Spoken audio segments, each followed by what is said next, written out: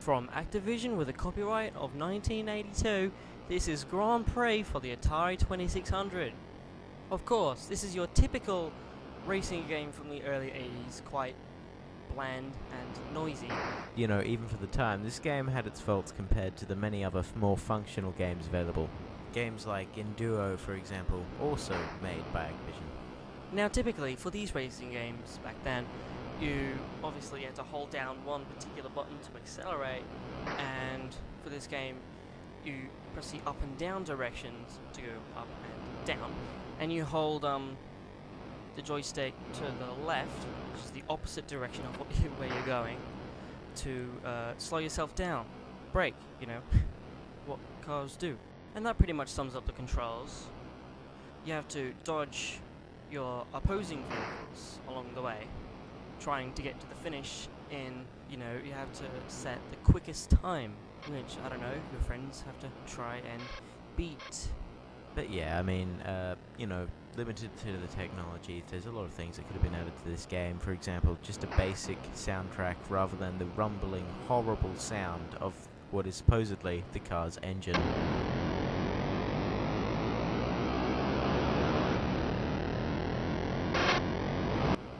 Yeah, I agree.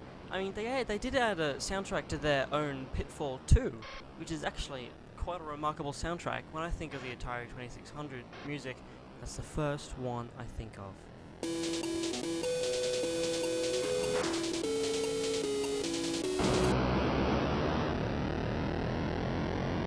So we all know the difference there. But, the game is actually very, very difficult though. I mean, it's almost impossible to get into top speed. Unless you're a really, really good player. But occasionally you'll get 4 cars covering the entire screen and it's completely impossible to get past them. And as for the brake, it's completely useless for that situation. I mean, do you even use the brake? No. Let's just not go there. Slowing down does not increase your speed here. Braking may have practical application in other games, but not at all in Grand Prix.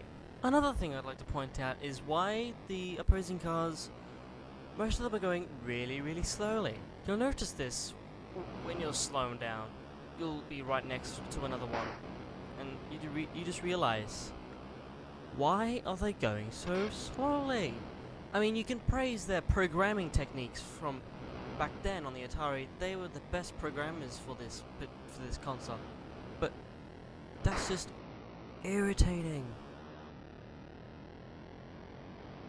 Yeah, you notice that when you crash into the back of a car, you seem to, in fact, jolt backwards a bit. All of the background stops moving, indicating a complete stop, but you'll still be right next to that car you ran next to. So it must be not moving at all, or moving incredibly slowly. And you'd think that in the Grand Prix there wouldn't be quite as many races out there that there is within this game.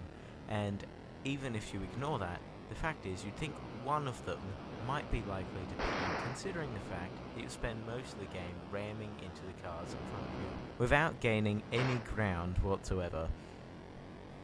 And by the way, this game should come with an epilepsy warning almost entirely, because when you do crash, the entire screen will suddenly flash red and white repeatedly. It is A, really annoying, and B, not that technically sound, considering you will go through other cars, randomly be shot to one side of the screen, and in general thrown about like a rag doll by the crazy epilepsy fit that is designed to resemble physics. Now in this game, you probably didn't expect this, but there are actually 4 different tracks with their own differences. For Game 1, you get Watkins Glen. For Game 2, you get Brands Hatch with 1 bridge. In Game 3, you get Le Mans with 2 bridges. And Game 4 is Monaco with 3 bridges. It's amazing. And, although the difference between each of the levels in this game, or stages, is the presence of 1 or more bridges, the colour palette in this game for the actual gameplay itself is quite revolutionary, and was actually the thing talked about when it was released. That is correct.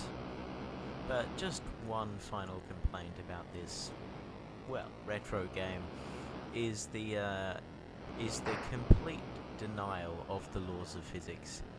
For example, the victory in this game should be greeted by a general sense of accomplishment, but what you're really greeted with is the thought that, wow, if this was a real race, my character would have just gone through the windscreen just then.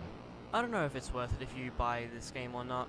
It's really for the hardcore ATARI/Activision collectors.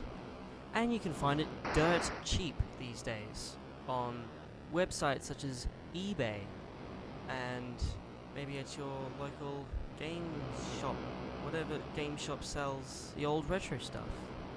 I personally do have quite a bit of fun with this game, though it's not exactly addictive like major titles such as Berserk, Asteroids and Missile Command, Adventure, etc., Yar's Revenge. But this game is still pretty, in a way. Now we've decided on a rating system to do these games and others, and basically it depends on how much money we'd be willing to pay for that, retail or online or wherever we could find them. In this case, I'd probably be willing to pay, since I'm a hardcore, collector of this era in gaming, I'd pay about $5 maximum.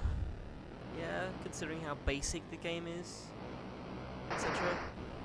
Yeah, it is an old game, and I'm not a hardcore collector or anything, and considering the simplicity of some games that are available for extremely low prices these days, and in fact available for free, I'm probably going for an under $1 game.